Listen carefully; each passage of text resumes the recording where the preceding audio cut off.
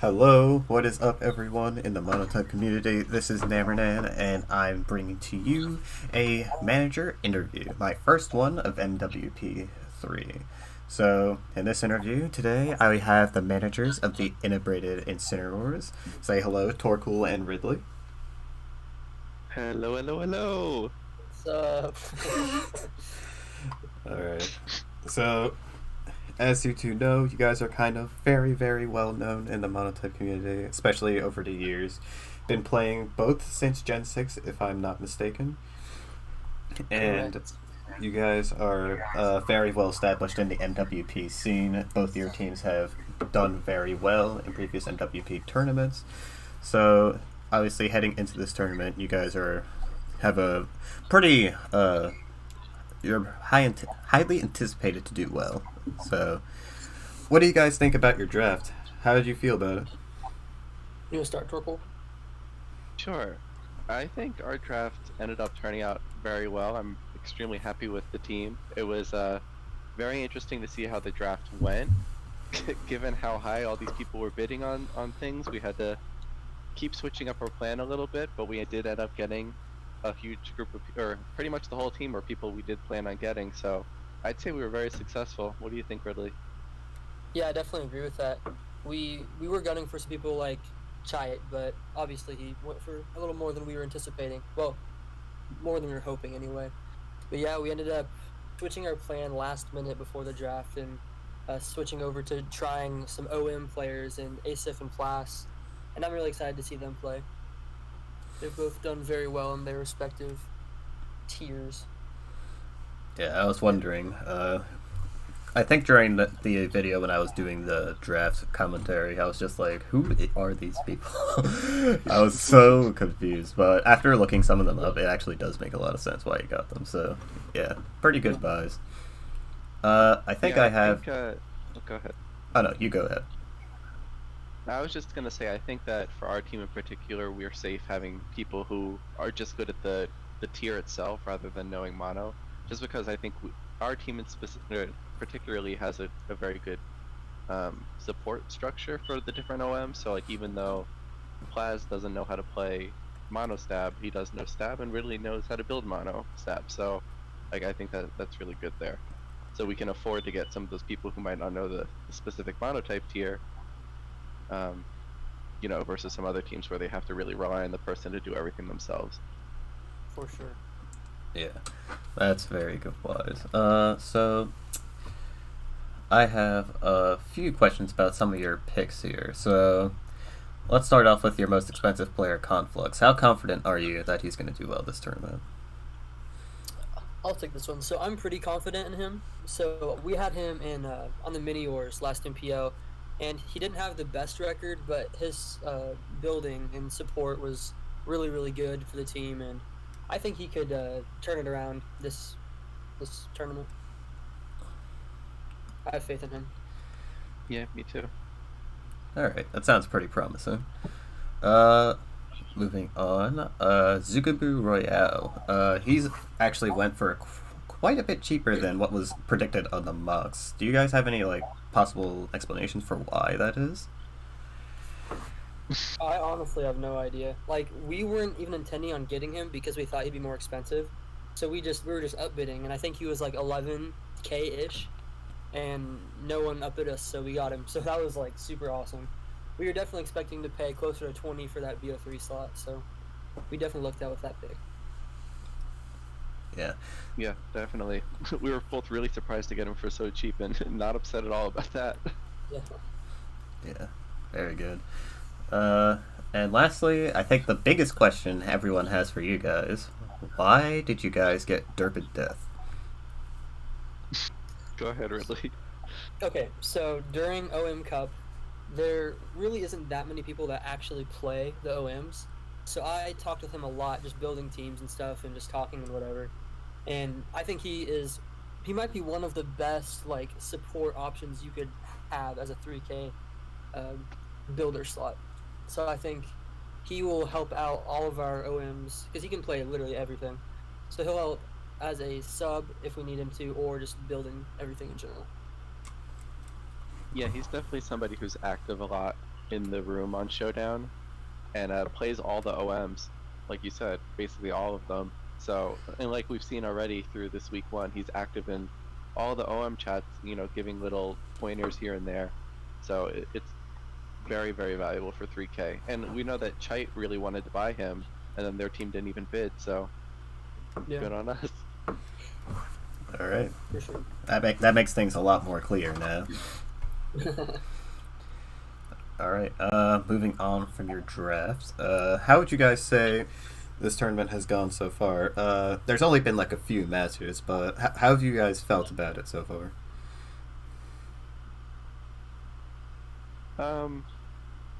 Well, like you just said, there's only been what, like 4 matches so far. It's hard to say.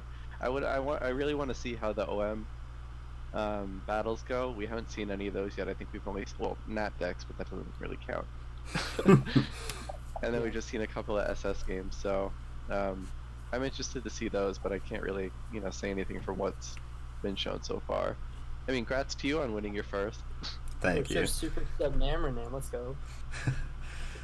Yeah, but I guess it really hasn't like developed enough to be like super interesting yet. So I guess that is true. Yeah. Yeah, I'm super excited to see all of the OMs develop since we haven't had literally any tournaments since DLC 2 dropped. So it's a very fresh meta for each one of the OMs. So I'm excited to see how people innovate and develop them. Yeah, I can't wait to see that too. Let's see. Next up, we're going to talk about a little bit of a saucier topic. The inclusion of a BO3 SS slot instead of just having 3 different SS slots, like singular BO1s. I'm not sure what you guys voted in particular, but how do you guys feel about the inclusion of that slot in particular in this tournament? I honestly didn't really care which way it went. I think Torkool said he wanted to have the BO3 slot. What was your reasoning behind that? I didn't really ask you. Well, I just think it's more interesting to watch. Like the BO3 games are always really hyped and very interesting, to see the people play them, and people prep so much for that slot. I know it sucks as a player, so I understand why people don't want to do it, but from a tour hype and watching battles point of view, I think it makes the tour a lot more interesting than not. Yeah, I agree with that. From the viewership standpoint, it's definitely more fun. And there's less cheese happening there too, so it's more competitive overall, I would say. Yeah, I agree with that. All right. Now we're going to move on from stuff about your team and talk about some other things going on in the tournament. So, was there any particular draft picks that you were expecting to go for way higher, besides obviously Zugu that you got? Yeah, so Phaeton at 20 was really cheap, but I mean, obviously, he's not doing anything for you guys, so I don't know how good of a deal that was. But VOD for 4K was super cheap. I mean, he lost week 1, but he was playing Trichotomy, so there's not much he could have done there. Yeah, let me pull up the pricing sheet real quick to see if there's anybody else I was really shocked at. Yeah. There were some overpays that I was shocked at. I don't know about underpays. I guess Safe for 12.5 was kind of surprising because people usually bid on him a lot higher. Yeah, I agree. Yeah, and then maybe something. Kata could have went for a little bit more. Not really though. I'm surprised with those two for sure because the OM mains went for more expensive than both of them, I think. Yeah. Which doesn't really make sense. Like Quantum Tesseract, he went for like 20 or something, didn't he? 17.5, but that's still very high. Yeah. And then I guess just like Maki, I thought was going to be a lot higher. Based off of the mocks and stuff, he was a lot higher. And then and then Harp for only 15k feels really low too. But I don't know what his activity's been like lately. So. For sure. Yeah, very true. Let's see. Any people that you were expecting to get drafted that didn't get drafted? I guess Salbob is somebody you'd expect to get bought, even for just 3k. It's unfortunate that the pavilions didn't get him. Yeah. What about did North end up getting drafted? I don't remember. No, I don't think so. Yeah, I guess I mean he doesn't really play monotype anymore, but he grinds VGC, so he's obviously still in playing form. Yeah. Yeah, he always does well in tours that he participates in, so he probably would have been a good pick if you could just support him with teams. Yeah, definitely. Yeah, that's hard. I'm not really sure. Like, I guess Shiba wasn't picked up initially. Is that what happened? And then he got picked up later on. I don't really know what happened with that, but He was like one of the last picks, but I didn't Yeah. even see his name. Otherwise, I would have said we should get him. yes. But yeah, there's nothing that really comes to mind. Yeah, I can't think of anybody in particular that I thought would have gotten drafted. We would have got them then. Yeah.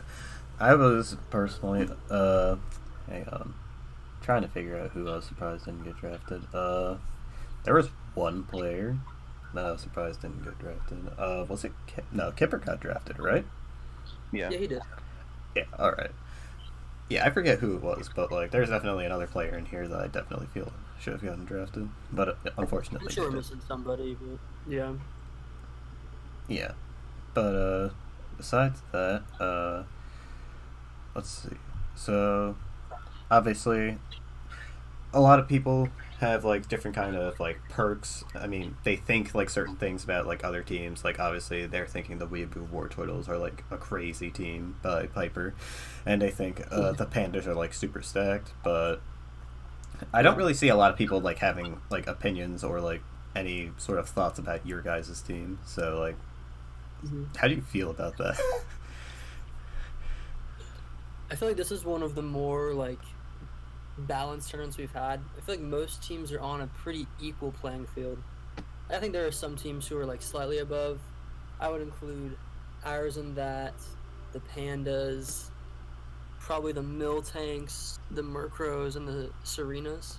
I think those 5 teams are like the front runners right now, but I feel like all of the teams are in competition for the playoff spots. Yeah, I'd agree. I don't think there's any team that really sticks out as that team's gonna do the best. You know, like we very often see in MPL. So yeah, I mean, besides the really bad teams, I'd say we're all pretty even. Yeah, I agree with that. Alright, so I think the last few questions about your team. So, where do you feel like you guys are? Actually, I probably shouldn't ask that question, but where do you guys feel like you could have gotten like more support? The only slot I feel like we're kind of weak in is Natdex. We don't really have someone who builds it. I mean, Zugu builds it, but like that's not like his main tier. So like we were planning on getting Maroon initially, but he went for I think 15K, which we were planning on More spending. than we were willing. Yeah. Yeah. So. Yeah, I'd agree with that. The weakest slot, I would say.